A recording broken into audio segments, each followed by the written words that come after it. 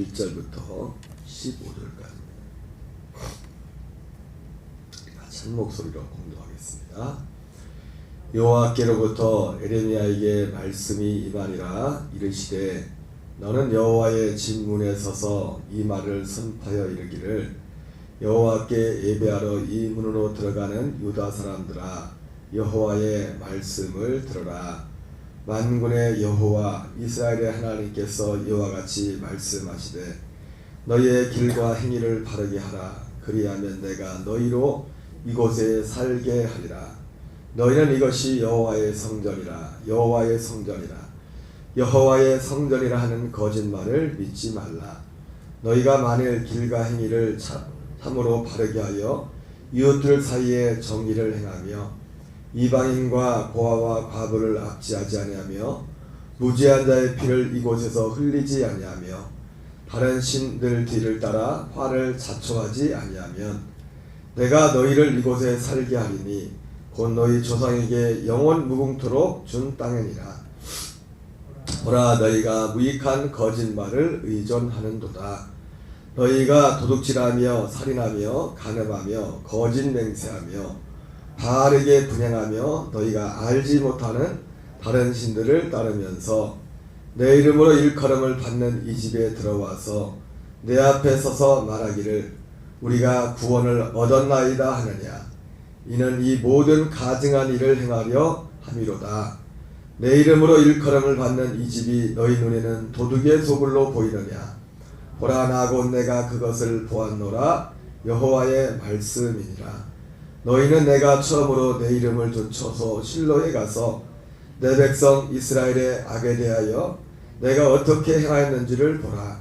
여호와의 말씀이니라. 이제 너희가 그 모든 일을 행하였으며 내가 너희에게 말하되 새벽부터 부지런히 말하여도 듣지 아니하였고 너희를 불러도 대답하지 아니하였느니라. 그러므로 내가 실로에 행한같이 너희가 신뢰하는 바 내 이름으로 일컬음을 받는 이 집 곧 너희와 너희 조상들에게 준 이곳에 행하겠고 내가 너희 모든 형제 곧 에브라임 온 자손을 쫓아낸 것 같이 내 앞에서 너희를 쫓아내리라 하셨다 할지니라. 아멘. 할렐루야. 오늘은 예레미야 7장 1절부터 15절까지 본문의 말씀을 중심으로 무익한 것에서 구원을 받으라. 무익한 것에서 무익한 거짓말에서 구원을 받아. 죄송합니다. 무익한 거짓말에서 구원을 받으라. 제목으로 하나님 말씀을 자도하겠습니다. 부제로는 실로에 가서 무익한 거짓말을 한 자들의 종말이 무엇인지를 배우라. 이렇게 한번 정해봤습니다. 오늘 예레미야 7장 1절부터 한번 읽어가겠습니다. 여호와께로부터 에레미야에게 말씀이 임하니라. 그 말씀의 요는 2절에 보니까 너는 여호와의 진문에 서서 이르되 이 말을 선포하이르기를 여호와께서 예배하러 이 문으로 들어가는 유다 사람들아, 여호와의 말씀을 들으라. 2절에 보니까 오늘 에레미야를 통해서 하나님이 하신 말씀에 그 말씀을 받는 대상은 교회 밖의 사람이 아니고 오늘 교회 안에 특별히 여호와께 예배하러 이 문으로 들어간 그 성전 문 앞에 서서 그 문 앞에서 말씀을 선포하라고 했습니다. 선포하기를 예배하러 이 문으로 들어가는 유다 사람들아, 여호와의 말씀을 들으라. 예배하러 교회로 들어가는 사람들에게 이 말을 전하라. 이렇게 말씀하고 있습니다. 이 말씀을 보면서 이 말씀은 에레미야 시대에 하나님의 에레미야에게 예배하러 제사하러 성전으로 들어가는 유다 사람들에게 선포할 말씀이지만 어쩌면 오늘 이 시대에 교회로 예배하러 오는 많은 사람들 향해서 하나님이 하시는 말씀, 어쩌면 그 시대 이상으로 이 교회에 들어오는 사람들에게 들어야 될 말씀이 아닐까 생각을 합니다. 3절부터 그러면서 3절부터 이제는 말씀의 내용이 나오죠. 예배하러 들어간 사람들 향해서 만군의 여호와 이스라엘 하나님께서 이와 같이 말씀하시되 너희 길과 행위를 바르게 하라. 그리하면 내가 너희로 이곳에 살게 하리라. 하나님 앞에 이 말씀을 보면 제사하라, 예배드리라고 오지만 하나님 보시기에 그들의 길과 행위가 바르지 못한 예배자들이 많이 있음을 말씀하고 있는 것이죠. 4절에 너희는 이것이 여호와의 성전이라, 여호와의 성전이라, 여호와의 성전이라 하는 거짓말을 믿지 말라. 이게 뒤에 보면 나오지만 무익한 거짓말, 무익한 거짓말. 거짓말 중에 뭐 유익한 것이 있나요? 근데 이 무익하다는 말을 거기에 붙입니다. 무익한 거짓말을 믿지 말라. 그것을 진리인 양, 사실인 양 믿는 거죠. 제가 여러 번 전에 말씀드렸지만 에레미야라는 그 영화 속에서 제일 그 첫 장면이 사실은 이 에레미야 7장 1절 이하에 이 배경을 하고 있습니다. 배경. 그 전체 그 에레미야라는 그 영화 속에 그때 당시 신앙적인 배경, 사람들의 어떤 믿음의 풍토가 어땠던가를 잘 보여주는 것이, 특별히 4절에 그 시대 사람들이 그런 저주가 임할 수밖에 없었던 이유가 뭐냐면 하나님의 성전에 대한 거짓 믿음, 거짓 믿음. 하나님의 성전을 믿는 것은 잘못된 것이 아니죠. 거기에 대한 믿음은. 그런데 이들에게 있었던 믿음의 알맹이는 없고 껍데기만 남아있는 그런 모습들을 보는 것입니다. 너희는 이것이 여호와의 성전이라, 여호와의 성전이라, 여호와의 성전이라는 거짓말을 믿지 말라. 뒤에 보면 방금 말씀드린 것처럼 무익한 거짓말이라는 말이 나오지만은 바로 이들이 믿었던 그 무익한 거짓말의 어떤 핵심 중에 하나가 이 성전에 대한 어떤 미신적인 그런 어떤 신앙했던 것을 보게 됩니다. 여러분, 우리가 예수님을 믿지만 하나님은 우리가 그 예수님을 믿는 면 내가 다 주여 주여 한다고 다 예수님을 믿는 게 아니죠. 우리가 잘 아는 어떤 한 사건 중에도 그 사도 바울이 선교지에 갔을 때 바울이 예수 이름으로 많은 희한한 능력과 표적을 나타내니까 그것에 혹한 사람들이 바울에게 따라하고, 또 어떤 사람들은 에베소 지역에서 이 바울이 하는 흉내를 내죠. 이 본권이 있어가지고. 그래가지고 예수 이름으로 자기들도 스기야와 일곱 아들들이 이제 귀신을 쫓는 그런 것들을 흉내를 냅니다. 그때 귀신이, 하나님도 우리 자신을 알지만요, 귀신도 우리를 알죠. 우리의 믿음이 지금 어느 곳에 있는지를. 그때 그 귀신이 그렇게 말하죠. 내가 예수도 알고 바울도 아는데 너희들은 뭐냐? 그러면서 이 귀신이 그들에게 달라붙어가지고 그 귀신을 쫓아내려고 했던 그 사람들이 옷을 탁 훌러덩 벗고서 막 시내를 활보하는 그런 이상한 그런 일들이 일어난 것을 보게 됩니다. 그죠? 여러분, 주의 이름, 예수님의 이름은 여전히 소중하고 변함이 없는, 어제나 오늘이나 영원토록 동일하신 우리의 구원의 이름인 줄 믿습니다. 그러나 반대로 예수님의 이름을 다 부른다고 모두가 다 구원을 받는 것은 아닙니다. 어떤 예수님의 이름을 부르면, 사실은 그래서 여기서도 이 무익한, 뒤에 나오는 무익한 거짓말, 너희는 거짓말을 믿지 말라고 할 때 이 거짓말이라는 것은 그 어떤 믿음의 어떤 잘못된 어떤 요소들에 대해서 말씀을 하는 겁니다. 잘못된 것에 대해서. 그 5절부터 보면 너희가 만일 길과 행위를 참으로 바르게 하여 이웃들 사이에 정의를 행하며, 너희들이 이 말씀을 유추해 볼 때 성전에 그렇게 부지런히 예배하라 들락날락 하긴 했지만은 하나님 보시기에 어떤 행위가 바르지 않았던 것을 보게 되죠. 그리고 이웃들 사이에 정의를 행하지 않았던 모습들을 여기서 지적하고 있습니다.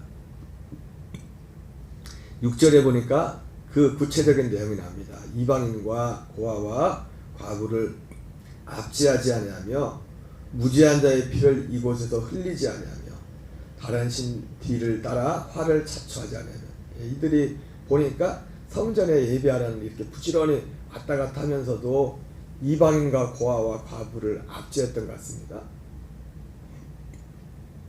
그리고 무지한 자의 피를 흘렸던 것 같습니다. 그리고 다른 신들 뒤를 따라서 성전에 와서 제사하면서도 다른 신들을 섬기는 정말 우리가 생각에는 이해할 수 없는 그런 모습. 사실은 그러나 꼭 그런 것도 아니죠. 우상이라는 것이, 다른 신이라는 것이 뭐 눈에 보이는 만들어 놓는 신이 신이 아니지 않습니까? 여러분, 특별히 이 시대는 더 그렇죠. 여러분, 이 시대는요, 하나님을 믿지 않은 그냥 특별히 그냥 뭐 무교였든지 그런 사람들도 요즘 이 시대는 예수님 믿는 것은 둘째치고 사실은 탈종교화 시대라고 해요. 종교 자체를 아예 사람이 종교가 돼요. 자기의 돈이 종교가 되고 자기의 어떤 능력이 종교가 되고 자기의 건강이 종교가 되는 어떤 그런 시대죠. 그런 시대. 그래서 요즘은 예수 안 믿는 분들도 제사도 자기들끼리 아주 간소하게 오고 제사 지내는 것조차도 굉장히 간소하게 하지 않습니까? 그러니까 눈에 보이는 어떤, 물론 지금도 눈에 보이는 어떤 그런 우상과 그걸 만들고 정말 미신을 지독하게 섬기는 분들도 있지만, 전반적인 흐름에 보면은 그런 것들은 오히려 다른 신들이란 것이, 그러니까 어떤 눈으로 보이는 어떤 옛날처럼 뭐 돌 앞에가 절하고 뭐 그런 것이 아닐지라도 이 시대는 하나님보다 하나님이 아닌 더 소중하게 생각하는, 더 가치 있게 생각하는 그런 것들이 다 다른 신들. 그런 면에서 볼 때는 옛날과 지금이랑 똑같습니다. 교회에 들락날락하고 예배 드리지만은, 그러나 그들 속에 있는 제일의 가치는 하나님을 섬김도 아니고, 하나님을 섬기는 것조차도 자기가 어떤 이 세상의 것들에 어떤 도움과 필요를 얻기 위해서, 그래서 하나님을 섬기는 것조차도 그것의 어떤 효용 가치를 느끼지 못하는, 그것에 뭔가 장애물이 부닥기면은 뭐 고민할 것도 없이 하나님이 아닌 세상의 것들을 선택하는 그런 시대. 그거나 이거나 사실은 다를 게 없지요. 그러면 내가 너희를 이곳에 살게 하리니 거기 너희 조상에게 영원 무궁토록 준 땅이니라. 바로 예루살렘 성전에 예배하러 올라가는 사람들에게, 하나님은 오늘 예루살렘 성전에 예배하러 가는 그때 그 당시 유다 사람들에게 말씀했던 것처럼 어쩌면 오늘날 교회에 예배하는 많은 사람들에게 이 말씀을 동일하게 하실 것입니다. 바로 예수님을 믿는다고 하지만 진리를 믿는 것이 아니라 거짓을 믿는 것, 거짓 것을 따라가는 것. 자기의 거짓 것이, 여러분, 거짓 것이라는 것이 우리가 생각하는 이 OX, 그냥 일반적인 상식선에서 OX의 문제가 아니라, 그 거짓 것은 결국 뭡니까? 디모데후서 하는 것처럼 자기의 사역을 따르는, 자기 사역을 만족시키는 그런 모든 가르침은 거짓이에요. 거짓. 하나님 볼 때 거짓의 기준은 뭐냐면 자기의 사역을, 하나님의 말씀을 벗어나는, 자기 사역을 따를 생을 많이 들고 진리에서 돌이켜 허탄한 이야기를 따를 것이라고 했지 않습니까? 그 허탄한 이야기가 뭡니까? 이 땅에서 바벨탑을 쌓는 겁니다. 이 땅에 세상의 것을 쌓는 그 거짓말. 여러분, 누누이 말씀드리지만은 저는 이 세상의 어떤 건강과 부여와 이걸 부정하는 사람이 아니에요. 그러나 그것은 우리의 목적이 아니에요. 그게 목적이. 우리의 신앙의 예배의 목적이 아니라 예배의 목적. 우리가 하나님을 예배하고 정말 하나님을 경배하는 유일한 그 근본이 있다면은 하나님의 살아계심과, 하나님이 살아계셔서 이 오주 만물을 창조하신 그 하나님의 주되심을, 그러니까 어떤 상황, 어떤 형편에서도 우리가 하나님을 예배하고 찬양할 수 있는 이유는 뭐냐면은 이 본질적인 것들, 이 본질적인 것에 대한 믿음이 없으면요, 사람들은 이 땅의 것들 하나님 다 치워버리면 거기에 팍 주저앉아 버립니다. 그러니까 그 사람들이 정말 예배될 하나님을 예배한 것이 아니라 다른 것을 예배했다는 거예요. 다른 것을.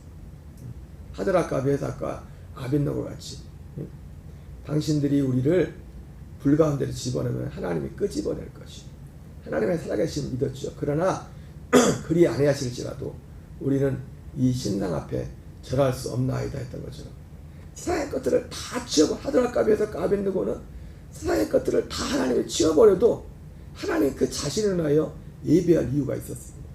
참 믿음이라는 것은 사실은요, 그것이 믿음인 겁니다. 그러니까 어떻게 보면 이 예루살렘에 예배하러 가는 사람들에게는 예배를 드리지만 사실은 하나님을 예배한다고 했지만은 하나님을 예배한 게 아니에요. 하나님을 예배함으로 하나님이 자신들에게 보장해둘 어떤 환경적인 안위와 이런 것들을 예배한 겁니다. 사실은 하나님 자신이 아니에요. 여러분 오해하지 마십시오. 다시 한번 말씀드리지만 저는 육신적인 것을 공급하시고 도우신 하나님을 부정하는 게 아니에요. 육을 가지고 있는 우리에게서 당연히 그 어떤 사람도 육을 입고 있는 동안 하나님의 공급하심과 도움이 없이 살 수 있는 사람이 어디 있습니까? 당연한 것이죠. 그리고 거기에 대해서도 우리는 감사하는 거죠. 그러나 그것을 막 떠벌리면서까지 하나님이 이렇게 했습니다. 세상의 것들을 그럴 정도까지 가치가 있는 건 아닙니다. 왜? 그거는 예수 안 믿는 사람들도 제가 항상 말씀드리지만 예수 안 믿는 사람들 중에 건강한 사람들이 더 많을 수 있어요. 예수님 안 믿는 사람 중에 돈 많은 사람이 더 많을 수 있어요. 그러니까 그것이 우리 어떤 간증의 어떤 그 내용이 될 수는 없어요.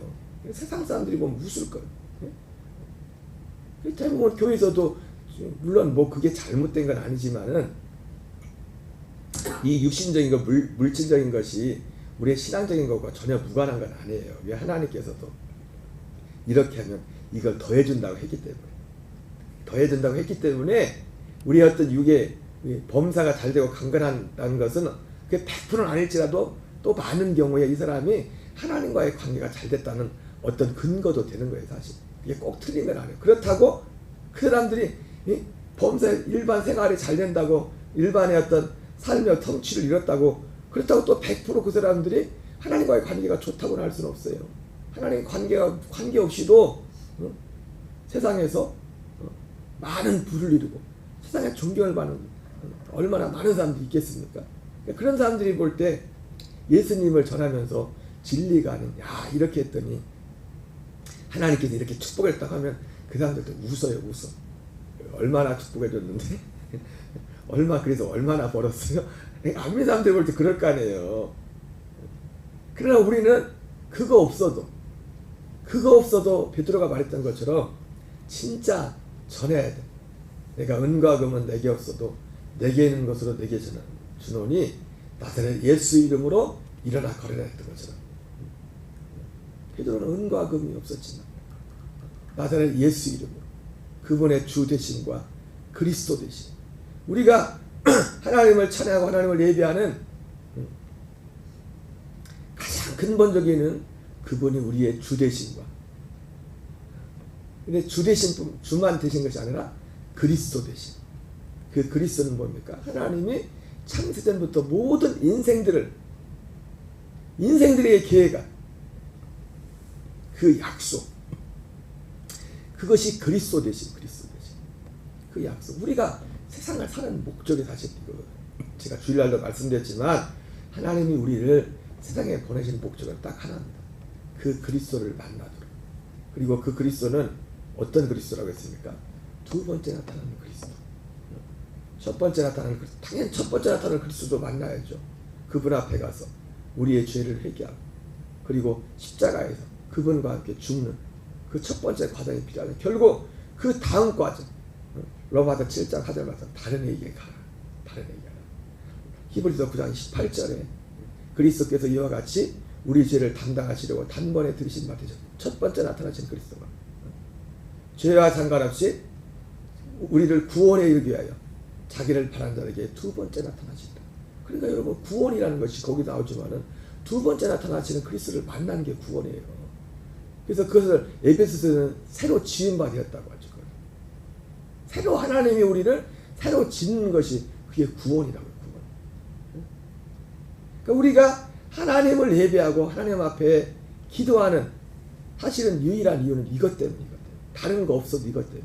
근데 하나님이 이게 되면 뭐래요? 그냥 우리 이 땅에 것은 더해준대잖아요. 그러니까 우리의 간증의 내용은 태상 것이 아니에요. 이렇게 했더니 세상 것이 왜 이런 일들이 일어나느냐? 십자가 믿으면 구원이 거기서 끝난다고 하니까 이런 일이 일어나. 그 다음 할 게 뭐예요? 할 게 없어요. 그 다음에 그러니까 세상 복 받는 일밖에 없는 거예요. 근데 복은 그게 아니거든요. 하나님 말씀한 복은 뭡니까? 팔복이잖아요. 우리가 그 생명에서 자라가는 거예요. 그리스도의 형상을 닮아가는 게 복이에요. 이 생명의 약속이 빠져. 그러니까 제가 결론에서 말씀드리려고 했는데 이 시대의 무익한 거짓말은요, 회개 없는 믿음, 약속이 없는 믿음, 무익한 거짓말이에요. 회개, 복음에 회개가 없어요. 회개합니까? 회개를 얘기합니까? 말로는 가끔 하지만 회개에 구체적으로 들어가 세례요한처럼 가서 이거 돌이켜야 된다. 말라게 나오는 것처럼 다시 이러면 하나님 앞에 말하냐고요. 안 한다고요. 무익한 거짓말이에요. 약속이 없는 거짓, 복음. 사도 바울이 말했던 것처럼 갈라디아 6장 14절 15절에 세상에 대해서 당신은 죽었습니다.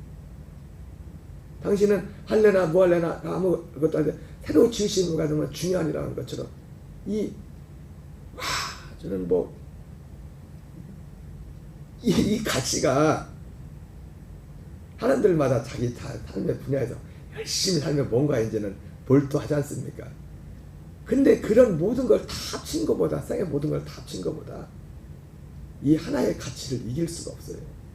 그걸 바태감 주인 보활하지 않습니까? 하나님이 우리를 이 땅에 보내신 목적이 이거구나. 하나님의 이 생명을 우리에게 줘서 생명이라는 게 이런 거구나. 생명을 얻는다는 것이 이런 거구나. 그냥 막연히 예수님이 우리 진리에 죽었어 해서 죄 용서 받아서 그래서 생명 얻는 게 아니라 거기는 생명 얻는 자리가 아니라 죽는 자리예요. 거기서 흘린 예수님의 피는 우리의 생명을 얻는 중보가 되는 우리의 죄사함 받아요. 그러니까 주일날도 말씀드렸지만 에덴 동산에 생명나무가 있었지만 범죄하니까 그 길을 딱 막아버리잖아요. 생명 과실을 생명 얻는 걸 허용하지 왜 죄 때문에 죄 문제가 해결되지 않으면 생명나무를 먹을 수 없다고요. 죄 문제가 해결되지 않으면 두 번째 나타나는 그리스도와 연합할 수가 없다고요. 이러한 거 하나하나 이 가치는 세상의 모든 걸 다 합쳐도 비교가 안 되는 거예요. 세상의 모든 것들은 그래봤자 이 하나님의 이 한 약속에 비하면은 고린도서 3장에 나오는 것처럼 모세가 시내산에 내려와서 수건으로 그 얼굴을 가렸죠. 그 얼굴을 가린 것은 장차 없어질 영광을 주목하지 않도록 하기 위해서. 장차 없어질 영광이 뭡니까? 모세의 얼굴에 있는 빛이지 않습니까? 천사의 영광, 그 천사로부터 나오는 빛이에요. 빛. 그러니까 이 사람들이 제가 여러 번 말씀드렸지만은 이단들이 특징이 뭐냐면 이단의 교주들이 다 빛을 받대. 빛. 그 빛은 어떤 빛이에요? 타락한 천사들로부터 온 빛이 타락하는 거예요. 참 빛은 오직 하나 그리스도 예수 안에는 그 생명 안에서 오는 빛이 생명. 그 빛은 이 예언이 뭐예요? 구약이라는 것이 이 빛에 대한 예언이라고. 이 빛을 받을 날이 올 거라고. 이 빛. 그러니까 구약 시대까지는 천사들의 빛이 역사했지만 이제 신약 시대는 어떤 시대입니까? 아들의 생명 안에서 오는 빛. 이 생명은 사람들의 빛이다. 요한복음 1장에 이 생명은 사람들의 빛이다. 그 빛도 언제요? 예수님이 죽으시고 부활하시고 승천하신 후에 살려주는 영이 되잖아요. 그 살려주는 영이 생명인 거예요. 살려주는 영이. 그 살려주는 영과 영을 받은 것, 그것을 생명으로 받았다는 거예요. 그것이 생명을 얻었다는 거예요. 그것이 하나님의 아들의 생명으로 사는 거예요. 그 생명을 받기까지는 생명으로 살 수가 없어요. 생명이 있어야 생명으로 살죠. 하나의 생명밖에 없죠. 하나의 생명밖에. 제가 로마서 7장을 보면서 사도 바울이 내 속에 있는 선한 것과 내 육체는 이 싸움을 말하는데 그걸 보면서 잠깐 느낀 게 로마서 7장 사도 바울이 거듭났을 때의 말씀 같다. 거듭났는데 이것이 이 진리가 정리가 되지 않은 상태. 속사람을 얘기하는 거 보니까 속사람은 내가 하나님을 따라 살고자 하는. 근데 겉사람의 속사람은 겉사람. 거기서 말하는 속사람은 말하는 거 보니까 사도 바울이 거듭났었는데도 이 진리를 알지 못해서 이 진리를 명확히 로마서 8장에 나오는 생명의 성령에 보이던 이 진리를 지식을 온전히 알지 못해서 이런 어떤 싸움과 갈등과 어려움이 있었던 것 같다. 그런 생각을 하게 되는데 어쨌든 말이 이게 많이 돌아왔는데 물론 예루살렘에 예배하러 그렇게 수많은 사람들이 예배하러 오지만은 그 예배하는 대상 그들이 무익한 거짓말을 믿음으로 말미암아 하나님의 심판이 이 예루살렘 땅에 임하게 됐는데 이것이 예루살렘 에레미야 시대뿐만 아니라 지금도 여전히 똑같습니다. 똑같아요. 많은 분들이 모두가 그런 건 아니겠지만 많은 분들이 그러면서 8절에 보라 너희가 무익한 거짓말을 의존하는도다. 이래 지금 앞에서 얘기했던 거 뒤에서 다시 한번 얘기하는 겁니다. 근데 이 무익한 거짓말을 의존했는데 이게 어제 오늘 얘기가 아니라 그 앞에 대표적인 그 실로 시대, 사사 시대, 실로는 사사 시대를 말하는 겁니다. 그 에레미야 시대와 똑같은 시대를 한 시대가 어떤 시대가 사사 시대 실로에서 그랬던 것처럼 보라 너희가 무익한 거짓말을 의존하는도다. 너희가 도둑질하며 살인하며 간음하며 거짓 맹세하며 바알에게 분향하며 너희가 알지 못하는 다른 신을 따르면서 우리 특별히 사사기 17장부터 21장까지 보면 그 어떤 대표적인 몇 가지 이런 이와 관련된 대표적인 사건들이 나오죠. 레인 첩 사건이라든지 단지파가 이제 우상 숭배하고 그리고 레인 첩 사건에서는 그 제사장이 간음하고 그리고 사람들 죽이기를 그러니까 사회 전체가 그런 사회 그러면서도 그들이 보니까 하나님의 법궤에 대한 신앙의 법궤만 가지고 나면 전쟁에 이긴다. 마치 미신적 그런 내용은 할명이는 아무것도 없어요.